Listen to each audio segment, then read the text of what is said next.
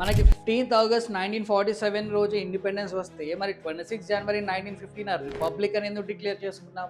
ఇంతకీ రెండు డేట్స్ మధ్యలో డిఫరెన్స్ ఏంటో మీకు తెలుసా?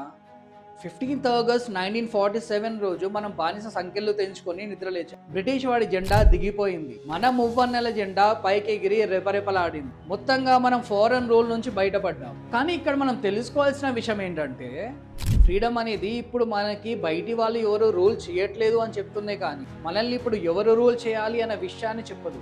అండ్ మోస్ట్ ఇంపార్టెంట్లీ ఎలా రూల్ చేయాలి అనే విషయం అసలుకే చెప్పదు. ఇండిపెండెన్స్ తర్వాత ఇండియా క్రాస్ రోడ్స్లో నిల్చొని ఉంది.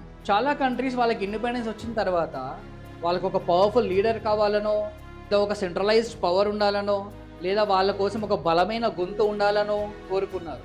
కానీ ఇక్కడ ఇండియా చాలా స్ట్రాటజికల్గా పాజ్ ఇచ్చింది. పవర్ అనేది కుర్చీలోంచి కాదు, ప్రజల్లోంచి వస్తే ఇలా ఉంటుంది అనే విషయాన్ని ఆలోచించింది. అంతే. ఇంకా 2.5 years ఎలాంటి స్క్రోలింగ్స్ లేవు, ఎలాంటి హెడ్లైన్స్ లేవు. ఒక గ్రూప్ ఆఫ్ లీడర్స్ అంబేద్కర్ గారి లీడర్షిప్లో ఎన్నో డిస్కషన్స్, మరెన్నో డిబేట్స్ తర్వాత ఒక ఫైనల్ డ్రాఫ్ట్ని క్రియేట్ చేశారు. ఇంతకే డ్రాఫ్ట్ ఏం చెప్తుందో తెలుసా? గవర్నమెంట్ అనేది పబ్లిక్కి ఆన్సరబుల్గా ఉండాలి అని చెప్తుంది. 2 years 11 months 18 days తర్వాత 26 జనవరి 1950 రోజు ఇండియా రూలర్ని డిక్లేర్ చేయలేదు, ఒక రూల్ బుక్ని డిక్లేర్ చేసింది. అదే ఇప్పుడు మనం ఫాలో అవుతున్న రాజ్యాంగం. ఒక్క మాటలో చెప్పాలంటే 15th ఆగస్ట్న మనకి ఫ్రీడమ్ వస్తే 26 జనవరిన మనకి ఓనర్షిప్ వచ్చింది. మన రైట్స్ పైన మనకి ఓనర్షిప్, మన ఈక్వాలిటీ పైన మనకు ఓనర్షిప్, మన ఫ్యూచర్ పైన మనకు ఓనర్షిప్. 26 జనవరి 1950న ఇండియా డిక్లేర్ చేసింది. ప్రైమ్ మినిస్టర్ కూడా లా కన్నా ఎక్కువ కాదు. ఈ గవర్నమెంట్స్ అన్నీ కూడా ప్రజల కన్నా ఎక్కువ కాదు. పవర్ అనేది పుట్టుకతోనో సంపదతోనో వచ్చేది కాదు, అది రాజ్యాంగంలోంచే వస్తుంది. అండ్ ఆ రాజ్యాంగం ప్రజల నుంచి వచ్చింది. అందుకే రిపబ్లిక్ డే మనకి ఎంత ఇంపార్టెంట్. మనం ఓటు వేసిన వాళ్ళని మనం క్వశ్చన్ చేయవచ్చు, మన హక్కుల గురించి మనం స్వేచ్ఛగా మాట్లాడవచ్చు.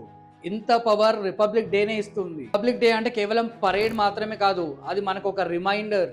26 జనవరి 1950న ఇండియా ఒక బోల్డ్ డిసిజన్ తీసుకుంది. మనల్ని నడిపించేది కింగ్ కాదు, కమాండర్ కాదు, హీరో కాదు. మనల్ని ఈ కంట్రీని నడిపించేది ఈ కాన్స్టిట్యూషన్. ఆ రోజు మనం కాన్స్టిట్యూషన్ని అడాప్ట్ చేసుకున్నాం. ఈ దేశం యొక్క ఫస్ట్ ప్రెసిడెంట్ అయిన రాజేంద్ర ప్రసాద్ గారిని ఎలక్ట్ చేసుకున్నాం. చివరిగా రిపబ్లిక్ డే అంటే మన పాస్ట్ హిస్టరీని గుర్తు చేసుకోవడం మాత్రమే కాదు, మన ఓనర్షిప్ని మనం సెలబ్రేట్ చేసుకోవడం. జై హింద్, జై భారత్.